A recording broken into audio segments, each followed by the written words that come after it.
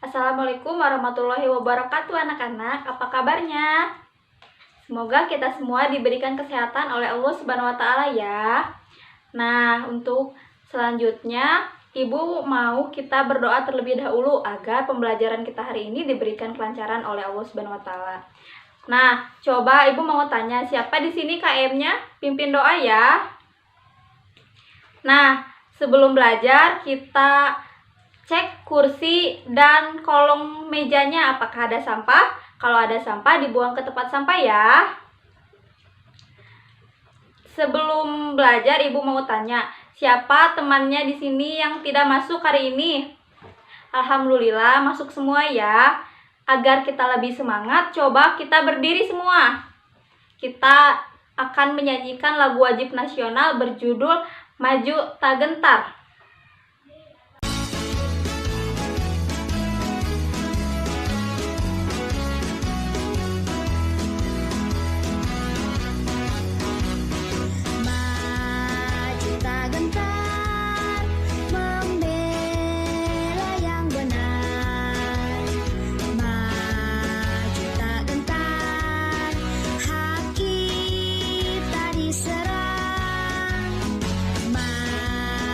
Serentak mengusir penyerang, maju serentak tentu kita menang. Bergerak, bergerak serentak, serentak menerkam, menerjang, terkam. Tak gentar, tak gentar menyerang, menyerang. Majulah, majulah.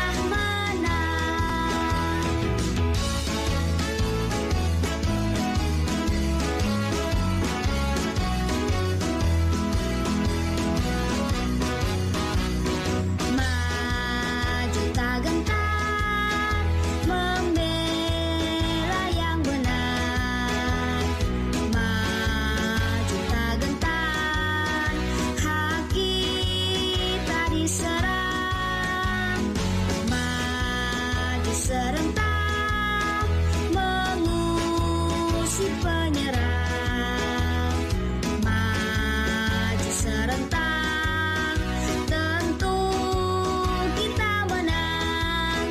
Bergerak, bergerak serentak, serentak menerkam, menerjang, terkam.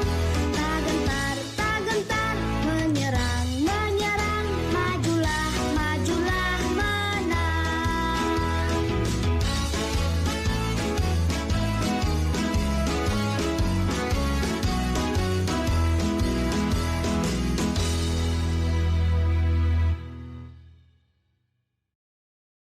Ya, pembelajaran dilanjut ya. Nah, anak-anak, pada pertemuan sebelumnya kita sudah mengetahui materi tentang penjajahan yang pernah dialami oleh bangsa Indonesia. Ada yang masih ingat gak kenapa dulu bangsa Indonesia itu dijajah oleh bangsa lain? Ada yang masih ingat? Ya, betul, bangsa Indonesia dijajah oleh bangsa lain pada saat itu karena bangsa Indonesia adalah bangsa yang kaya akan kekayaan alamnya. Salah satunya adalah kaya akan rempah-rempah. Dan hal itu menjadi salah satu daya tarik negara lain untuk membentuk kekuasaan di negara Indonesia, mendapatkan kekayaan dari bangsa Indonesia, dan juga memperluas agama mereka di wilayah negara Indonesia. Seperti itu ya. Ya, lalu masih ingat tahun kapan kita merdeka? Ya betul, tahun 1945. Nah, pada tahun itu kan Insinyur Soekarno membacakan proklamasi, menyatakan kalau Indonesia itu sudah merdeka. Tapi setelah tahun itu, apakah bangsa Indonesia benar-benar merdeka atau kembali dijajah oleh negara yang lain? Yang tahu acungkan tangan boleh? Ya betul sekali ya. Pada saat itu negara kita tidak langsung merdeka, tapi khususnya negara Belanda ingin kembali menguasai Indonesia. Iya betul ya, pintar sekali. Nah, lalu nih, ada yang tahu nggak apa yang dilakukan oleh bangsa Indonesia pada saat itu? Nah, apakah bangsa Indonesia itu cuma diam saja ketika ada yang mau menguasai kembali negaranya, atau melakukan perlawanan-perlawanan? Ada yang jawab melakukan perlawanan, ada yang menjawab diam saja. Nah, untuk mengetahui itu lebih jelas, hari ini kita akan mempelajari tentang hal tersebut. Jadi, pembelajaran kita kali ini adalah untuk mengetahui upaya-upaya yang dilakukan oleh bangsa Indonesia dalam mempertahankan kedaulatannya, mempertahankan kemerdekaannya dari penjajahan negara lain setelah Indonesia merdeka ya. Nah, pelajaran selanjutnya akan dilanjutkan oleh Ibu Lutfia, tapi sebelumnya anak-anak sudah siap? Sip. Kalau misalkan sudah siap, mari kita lanjutkan pembelajarannya. Dipersilakan kepada Ibu Lutfia. Nah, anak-anak, tadi sudah dijelaskan ya, kita hari ini akan mempelajari berbagai macam upaya yang akan dilakukan bangsa Indonesia untuk mempertahankan kedaulatannya. Di sini, Ibu mempunyai sebuah video. Video tersebut yang akan kita pelajari hari ini. Jadi, Ibu minta kalian simak baik-baik ya. Perjuangan mempertahankan kemerdekaan. Halo teman-teman, salam Neobi. Ada 3 hal yang perlu kita ingat tentang perjuangan mempertahankan kemerdekaan Indonesia. Teman-teman, tahu tidak? Meskipun telah diproklamasikan, sekutu tetap tidak mengakui kemerdekaan Indonesia loh. Sementara Belanda ingin menguasai kembali Indonesia dengan bantuan sekutu. Keinginan Belanda menguasai Indonesia ini memicu berbagai pertempuran dan perundingan untuk mempertahankan kemerdekaan negara kita ini. 25 Oktober 1945, pasukan sekutu dipimpin Brigjen Malabi mendarat di Surabaya. Mereka menyerang penjara Republik untuk membebaskan perwira dan pegawai sekutu. Nah, pada 28 Oktober 1945, pos sekutu diserang balik rakyat Indonesia. Dikarenakan Malabi tewas, sekutu mengultimatum pejuang menyerah dengan batas waktu pukul 6 pagi tanggal 10 November 1945. Pertempuran pertama setelah proklamasi pecah terjadi pada 10 November 1945 loh. Tanggal itu kemudian dikenal sebagai Hari Pahlawan. Sekutu mengerahkan hingga 15.000 tentara. Meski jumlahnya tidak imbang, namun semangat pejuang ternyata dapat mengalahkan sekutu. Bung Tomo memimpin langsung perjuangan rakyat Surabaya. Tidak hanya di Surabaya, sekutu juga merambah ke daerah lainnya juga loh, seperti Bandung, Ambarawa, hingga Medan.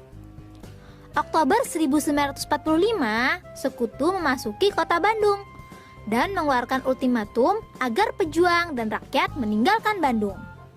Setelah ultimatum pertama tidak dihiraukan, sekutu mengeluarkan ultimatum kedua pada tanggal 23 Maret 1946. Pemerintah Republik Indonesia meminta pejuang dan rakyat mematuhi ultimatum sekutu. Namun, pejuang dan rakyat tidak rela menyerahkan Bandung untuk dikuasai Belanda secara utuh. Mereka pun membakar kota Bandung bagian selatan. Peristiwa ini dikenal dengan sebutan Bandung Lautan Api. Pertempuran juga terjadi di Ambarawa pada tanggal 21 November 1945. Diawali oleh tindakan sekutu yang sewenang-wenang mengakibatkan timbulnya bentrokan senjata hingga menjadi pertempuran besar. Kolonel Sudirman turun tangan langsung pada penyerangan 12 Desember 1945. Setelah 4 hari bertempur, sekutu dapat diusir dari Ambarawa. Sekutu datang ke Medan pada tanggal 9 Oktober 1945 dipimpin Westerling. Para pemuda Sumatera Utara segera membentuk Tentara Keamanan Rakyat (TKR). Pada 13 Oktober 1945, pertempuran TKR dengan sekutu pecah dan dikenal dengan nama pertempuran Medan Area. Inilah awal perjuangan bersenjata bagi rakyat Medan. yang harus kita ingat selanjutnya adalah agresi dan perjanjian. Pidato Ratu Wilhelmina yang menyatakan bahwa Indonesia akan menjadi negara persemakmuran Commonwealth membuat Belanda kembali ingin menguasai Indonesia. Belanda mengirim ultimatum namun Republik Indonesia menolaknya. Tanggal 21 Juli 1947, Belanda serentak menyerang daerah-daerah Indonesia. Penyerangan Belanda ini dikenal sebagai agresi militer Belanda I. Pejuang Indonesia tidak dapat melawan kekuatan pasukan dan persenjataan Belanda. Akhirnya, TNI menggunakan taktik gerilya untuk melawan Belanda. Australia dan India mengecam agresi militer Belanda sehingga wakil mereka di PBB mendesak masalah Indonesia dibahas di Dewan Keamanan. PBB pun memerintahkan gencatan senjata bagi Belanda dan Indonesia. Agresi militer Belanda I ini pun resmi berakhir pada 4 Agustus 1947. Atas saran Komisi 3 negara, yaitu Australia, Belgia, dan Amerika Serikat, Belanda dan Indonesia berunding di atas kapal USSR Renville milik AL Amerika Serikat. Hasil perundingan ditandatangani pada 17 Januari 1948. Pada perundingan Renville, delegasi Indonesia dipimpin oleh Mr. Amir Syarifuddin, sementara delegasi Belanda dipimpin oleh Raden Abdul Qadir Wijatmoko, seorang Indonesia yang memihak Belanda. Isi perjanjian Renville ada 2 butir, yaitu 1. Belanda hanya mengakui wilayah Indonesia atas Jawa Tengah, Yogyakarta, sebagian kecil Jawa Barat, Jawa Timur, dan Sumatera. 2. Tentara Republik Indonesia harus ditarik mundur dari daerah-daerah yang diduduki Belanda. Belanda terus menekan Indonesia.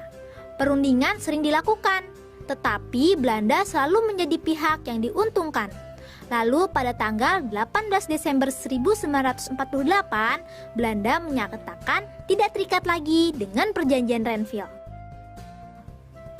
Pada 19 Desember 1948, pukul 6 pagi, agresi militer Belanda II mulai dilakukan. Presiden Soekarno dan Wakil Presiden Muhammad Hatta ditangkap dan ditawan Belanda. Presiden Soekarno dibuang ke Prapat, yaitu di Sumatera Utara. Sementara Wakil Presiden Muhammad Hatta dibuang ke Pulau Bangka. Setelah menawan Presiden dan Wakil Presiden Republik Indonesia, Belanda mengumumkan kepada dunia bahwa Republik Indonesia sudah tidak ada. Hal ini membuat TNI dan rakyat marah. Sehingga pada tanggal 1 Maret 1949 dilancarkan serangan umum 1 Maret. TNI dan rakyat berhasil menduduki Yogyakarta selama 6 jam. Berat sekali ya teman-teman usaha para pahlawan kita dalam mempertahankan kemerdekaan Indonesia. Sebagai generasi muda, kita pun harus mempertahankan apa yang sudah dicapai para pahlawan dan melanjutkan cita-cita mereka. Nah, itu tadi hal-hal yang perlu kita ingat. Diingat-ingat ya. Be smart, be happy. Bagaimana anak-anak videonya menarik ya? Selanjutnya, Ibu akan bertanya nih. Di dalam video tadi, upaya dalam mempertahankan kemerdekaannya, itu ada berapa sih? Ya, betul, ada 3. Nah, yang pertama itu apa? Ya, pintar sekali. Yang pertama itu peristiwa 10 November 1945. Nah, yang kedua itu apa anak-anak? Ya, betul. Yang kedua itu pertempuran di daerah. Daerah apa saja? Ya, ada daerah Bandung, Ambarawa, hingga ke Medan. Nah, lalu yang ketiga nih, yang terakhir, itu apa anak-anak? Ya, betul sekali, agresi dan perjanjian. Nah, anak-anak, setelah menayangkan video dan diskusi tadi, selanjutnya pembelajaran akan dilanjutkan oleh Ibu Yutika. Halo anak-anak, masih semangat untuk belajar? Dari tayangan video yang telah kita lihat tadi, mari kita renungkan. betapa panjang dan beratnya perjuangan bangsa Indonesia untuk mempertahankan kemerdekaannya. Bentuk upaya yang dilakukan mulai dari melakukan pertempuran. Mengapa bisa terjadi pertempuran? Karena pada saat itu Indonesia telah menyatakan bahwa Indonesia telah merdeka dan terbebas dari segala bentuk penjajahan, yaitu melalui apa? Betul, melalui proklamasi. Indonesia telah menyatakan kemerdekaannya. Namun, pada saat itu penjajah datang kembali dengan maksud untuk menguasai kembali negara Indonesia. Tentu Indonesia melakukan perlawanan, yaitu dengan pertempuran. Kemudian bentuk upaya yang dilakukan bangsa Indonesia adalah melalui diplomasi atau perjanjian. Melalui diplomasi atau perjanjian ini, Indonesia berupaya untuk mempertahankan kedaulatannya, bahwa Indonesia adalah negara yang terbebas dari penjajahan dan aturan yang bersifat menjajah. Sehingga dilakukanlah upaya diplomasi. Nah, itulah bentuk-bentuk upaya bangsa Indonesia untuk mempertahankan kemerdekaannya. Setelah menonton tayangan video tadi dan mendengarkan penjelasan dari Ibu Lutfia dan Ibu, apakah kalian sudah mengerti pembelajaran hari ini? Bagus. Supaya kalian lebih mengerti, hari ini kita akan membuat peta konsep sederhana mengenai upaya bangsa Indonesia untuk mempertahankan kemerdekaannya. Peta konsep ini kalian buat individu dan dikumpulkan ya. Buatlah semenarik mungkin sesuai apa yang kalian dapat dari pembelajaran hari ini. Untuk lebih jelasnya akan dilanjutkan oleh Bapak Dandi. Silahkan Bapak Dandi. Nah, anak-anak, tadi kan sudah disinggung tuh bahwa kita akan membuat sebuah peta konsep. Nah, sekarang coba kalian semua bikin peta konsepnya masing-masing di bukunya. Nah, sekarang kalian sudah mengumpulkan peta konsepnya. Sekarang kita akan membahas satu peta konsep dari teman kalian sendiri. Ini ya, misalnya dari Erlangga, perjuangan mempertahankan Indonesia. Perjuangan mempertahankan Indonesia itu ada peristiwa 10 November, ya benar, pertempuran di daerah, dan agresi dan perjanjian. Peristiwa 10 November terjadi di Surabaya dan dipimpin oleh Bung Tomo, ya benar. Pertempuran daerah ada Bandung Lautan Api, pertempuran Medan Area, dan pertempuran Ambarawa. Agresi dan perjanjian, agresi militer Belanda 1, iya 21 Juli 1947, perjanjian Renville dan lain-lain. Iya, udah bagus. Nah, Bapak kira kalian udah mengerti ya sedikit tentang apa itu peta konsep. Selanjutnya akan dilanjutkan oleh Ibu. Nah, gimana pembelajaran hari ini dapat kalian pahami? Oke, di sini Ibu akan menyimpulkan apa yang telah dipelajari hari ini. Nah, dalam upaya mempertahankan kedaulatan bangsa Indonesia ini kan dulu para pahlawan tuh sangat berusaha keras untuk memperjuangkannya. Nah, sekarang kita sebagai generasi penerus, maka kita harus bisa juga mempertahankan kedaulatan. Bagaimana sih Bu caranya? Oke, nah yang pertama yang dapat kalian lakukan yaitu dengan menghormati apapun perbedaan yang ada gitu. Karena Indonesia itu terkenal dengan semboyannya yaitu Bhinneka Tunggal Ika, yang artinya berbeda-beda tetapi tetap satu. Nah, itu bisa kalian jadikan sebagai pegangan untuk kalian dapat mempertahankan, sehingga kalian dapat saling menghormati antara apapun perbedaan itu. Nah, yang kedua, di sini kalian harus senantiasa menjaga dan melestarikan wilayah lingkungan sekitar. Emang bisa ya, Bu? Iya, karena dalam upaya mempertahankan kedaulatan bangsa Indonesia itu salah satunya adalah mencintai tanah air. Dengan cara kita menjaga tanah air kita, dengan cara kita melestarikannya, itu akan menjadi salah satu usahanya. Nah, yang ketiga, kalian juga dapat menaati peraturan-peraturan yang ada di sekolah. Misalnya kedepannya. Kalian dengan menjadi orang yang disiplin, kalian akan menjadi pribadi yang lebih baik. Kalian akan menjadi orang yang dapat dipercaya, kalian dapat menjadi orang yang berguna, kalian menjadi orang yang dapat mempunyai sopan santun. Nah, itu dapat menjadi contoh perilaku dalam mempertahankan kedaulatan bangsa Indonesia. Oke, nah semoga di pembelajaran hari ini kalian dapat menyimpulkan dan dapat melakukan apapun perilaku-perilaku baik mengenai materi yang telah disampaikan hari ini. Oke, nah untuk pelajaran selanjutnya akan dilanjutkan oleh Ibu Maswati dan Ibu Irma. Bagaimana nih pembelajaran hari ini? Seru? Oke, sekarang Ibu punya soal nih untuk anak-anak semua. Dikerjakan ya. Nih, Ibu bagikan soalnya. Sudah selesai mengerjakannya? Baik, Ibu ambil ya jawabannya. Wah, sepertinya anak-anak udah pada pinter ya. Jawabannya udah pada bagus-bagus nih. Berarti anak-anak sudah paham ya dengan pembelajaran yang telah dibahas tadi. Nanti hasil kerjanya Ibu bagikan lagi ya minggu depan. Nah, sekarang Ibu mau nanya nih. Di sini siapa yang bisa menyimpulkan pembelajaran tadi? Coba angkat tangan. Ya, siapa? Ya, bagus. Ayo, siapa lagi? Ya, bagus ya. Sudah pada pinter ya semuanya. Ya, jadi kesimpulan yang dapat kita ambil dari pembelajaran kali ini dalam upaya yang bisa kita lakukan sebagai bangsa Indonesia dalam mempertahankan kemerdekaan negara Republik Indonesia dalam kehidupan sehari-hari, yaitu benar ya seperti yang dikatakan oleh anak-anak tadi. Ya, yang pertama, meneruskan cita-cita para pahlawan dalam mewujudkan kemerdekaan Indonesia dari segala bidang sesuai dengan kemampuan, keahlian, dan keterampilan masing-masing. Dengan belajar yang sungguh-sungguh sehingga kita siap dalam membela tanah air. Kita juga dapat meningkatkan sikap toleransi dan kerjasama antar warga masyarakat. Nah, misalnya yaitu hidup rukun dan juga gotong royong. Nah, kita juga dapat mewujudkan kesejahteraan bangsa dengan rela berkorban demi kepentingan bangsa. Misalnya apa ya?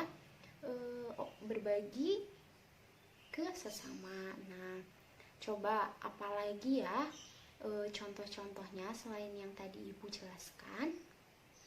Nanti coba ya anak-anak cari tahu lagi ya.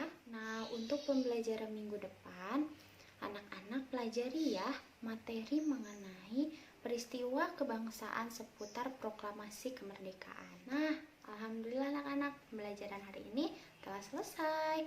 Waktunya untuk pulang. Siapa yang mau pulang? Ya, nanti. Tapi sebelum pulang, masukkan dulu alat tulisnya ke dalam tas.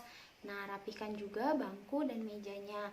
Terus dilihat di bawah kolong meja dan bangku ada sampah atau tidak. Kalau misalnya ada, berarti harus dibuang dulu ke tempat sampah. Nah, agar kelas kita selalu bersih dan belajar pun nyaman. Nah, udah beres semuanya? Ya, kalau sudah beres, silahkan pimpin doanya oleh KM. Siapa KM-nya tadi? Oh iya, silahkan. Ya, selesai ya. Nah, assalamualaikum warahmatullahi wabarakatuh.